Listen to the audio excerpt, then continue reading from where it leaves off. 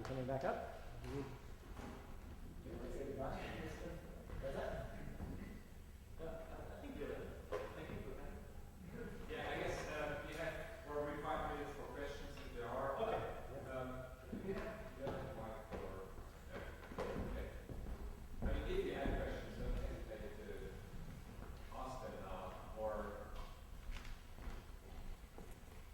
see Sebastian afterwards. Are the magnets over one or all three of the trichord? Of the individual. Trichord, the 3 strings of each note, is it excited just one or all? It's over all 3. Each magnet is over the entire string set of a given pitch. Yeah. The way that they vibrate is kind of interesting. It's sort of a wave that moves back and forth between multiple strings. So one of the 3 will vibrate, and then it'll start to move across and back. I think that's just a phenomenon of the piano. It doesn't really have anything to do with music. Please. When you begin the compositional process, do you think in terms of standard notation and then modify with the magnets, or what's the evolution of the writing process? Well, I do think it's standard notation. One of the first questions is what kind of sounds I'm going to use, what quality of sounds I'm going to use, and also which pitches the magnets are going to be above. Once that's determined, it becomes just a keyboard, writing, or just like writing for back and forth between writing for the piano and then programming. Actually, trying to program this with sounds. But it's pretty much a standard notation. I mean, I do have a graphics staff above the piano staff that sort of illustrates the types of sounds that are supposed to be emerging, to give the performer a little bit of a hint about what they should be hearing and whether not.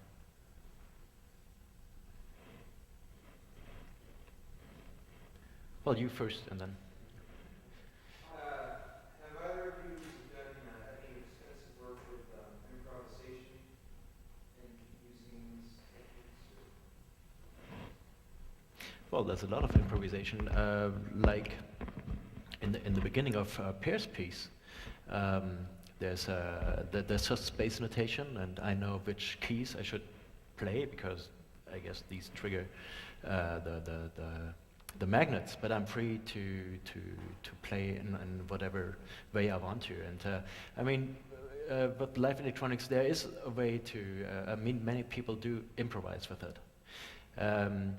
But since I'm a trained pianist and most of the pieces I'm getting are notated pieces. So I sometimes do improvisation, but in my daily work, I should say, I'm reading music and I play the music that was written before.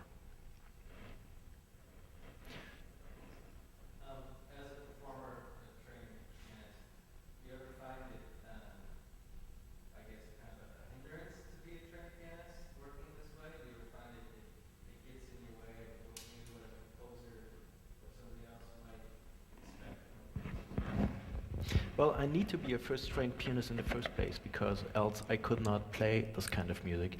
Now I know a lot of, but I didn't. A topic I didn't touch today was that I consider myself being a performer too. So I play pieces for instruments which are normally not looked at as instruments, like a piece for 2 cassette recorders, or whatever you come up with. And most musicians would not want to do this because they say, I can play a cello, I cannot play cassette recorders. And you really have to learn it to play it really elegantly, so that you show that you can play this thing. So then only then it works. And the same thing with playing inside. If you just do it once in a while, then you see all the hectic and the stress that try to get inside there, and you don't produce a nice sounding thing. I just like to do it. I just like to expand the borders and go where a lot of people, out of convenience or out of not feeling secure, don't want to go. And I just like to go inside, and then I find out that I have to have a certain technique and just work on it as if it was a real instrument. So no, it's I don't feel hampered. it's the way that I learn inside the piano. I've learned I've learned how to play inside the piano with the techniques of how I've learned to play piano. So actually being a pianist helped me to learn how to play other instruments. You had a question? Yeah, this is for both. As composers and interpreters, how do you envision where the piece is going? You mentioned that improvisation sometimes goes into it. Sometimes you just have the score. How do you conceptualize what you're going to do with these pieces? That's usually the first thing I think of is the trajectory, or the, come up with some overall structure, and it varies a tremendous amount from piece to piece. This piece, there's a number of processes going on, but one of them is the piano, the magnets have a sort of a universe that they live in, and the piano player begins in that world and then emerges and eventually overwhelms that world. So you'll hear, by the end of the piece, you can't, he's doing all these kinds of things, and it gets much louder on the keyboard. You can't really hear the magnets anymore, even though they're playing. That's one aspect. Then there are harmonic aspects that I think that I use. In this piece, again, everything pitch-wise is funneling down towards the middle C, and finally he gets there. And some other things happen after that. This piece is based on a book, Calvino novel, Invisible Cities. So I use that as a way of sort of formal constraints as well as ideas within the piece. But whether or not I'm using that book as an inspiration or not, there's always some. I like narrative, I guess, compositionally. So I like pieces to have some continuity that moves through them, and a sense of progression as we're moving along. I think it's very different from me, because when I get the music, I have no idea about what it's going to be. And reading the music for the first time and getting the fingerings and then getting the pitch, it's really the tough part, what I perceive in playing contemporary music. When I play Mozart, then I can sight read the Mozart and I know pretty soon what the idea is about, and then the work starts, because then I find out, I'm not playing this just the way I want it to be.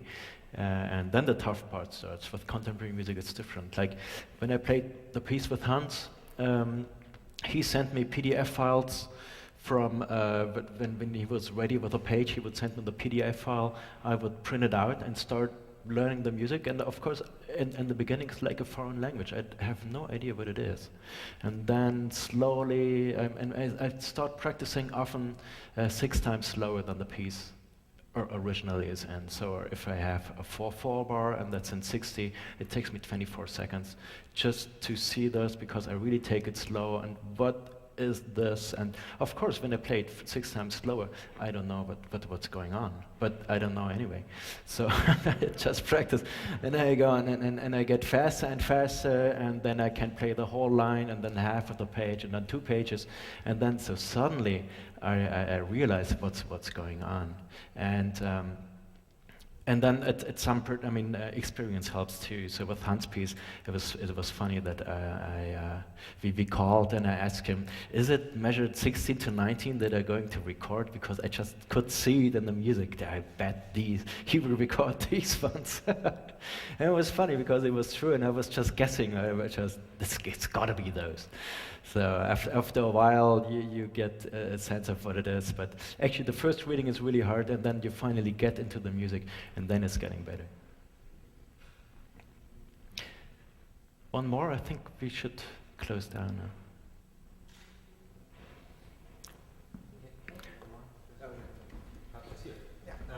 Okay, sorry. I'm probably also answering this question because very often you get a sort of an idea of a piece you would like to write, but then it's very important also to get somehow a feeling of the interpreter who is doing the piece.